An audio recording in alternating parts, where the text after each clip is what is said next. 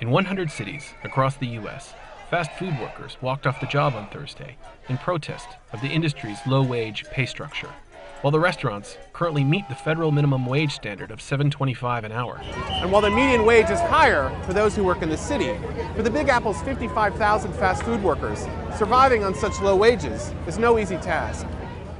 26-year-old Shanita Simon, who works at a KFC, says her $8 an hour salary is not enough. And raising the wage to $15 an hour, as the group is advocating, would make a substantial difference. It would make such a difference. I wouldn't have to survive on food stamps to feed my children.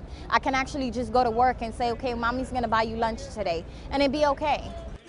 Despite working 33 hours a week at another KFC, 40-year-old Alvin Major says he can barely make his rent payments. I pay $1,000 when the month comes rent, and I'm making like $800 to $900 when the month comes, so I'm like 3-4 months back on my rent. We can't survive on $7.25. Fast Food Forward Organizing Director Kendall Fells says that of the many challenges facing the workers, one of the most notable is to change the public's perception about just who works in the fast food industry.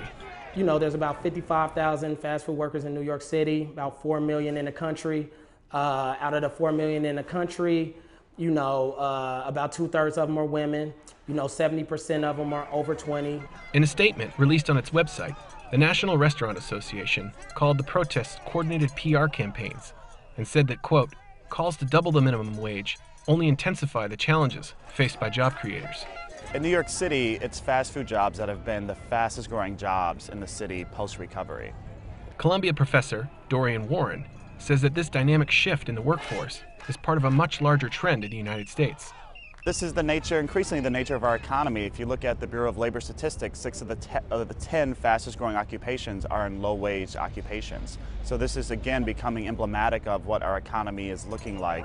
And so we as a country have to make a decision. Are we going to be a low-wage nation in terms of the vast majority of our employment? Or is there another high-road model? Is there a way in which workers can work and make a living wage and not have to rely on public benefits, not have to be below the poverty line? This is a political decision that Americans have to make. In far more dramatic terms, this question was recently raised by U.S. President Barack Obama. Rising inequality and declining mobility are also bad for our families and social cohesion. You know, I think these are billion-dollar companies, and the corporations, they'll be okay. They can afford to pay us $15 in a union.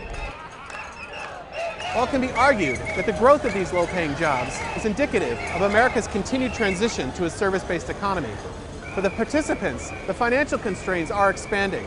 And while raising the minimum wage may put a strain on employers, if organizers and protesters are to be believed, failing to do so will have far more worrying consequences for the country. Christopher Booker, Financial Times, Brooklyn, New York.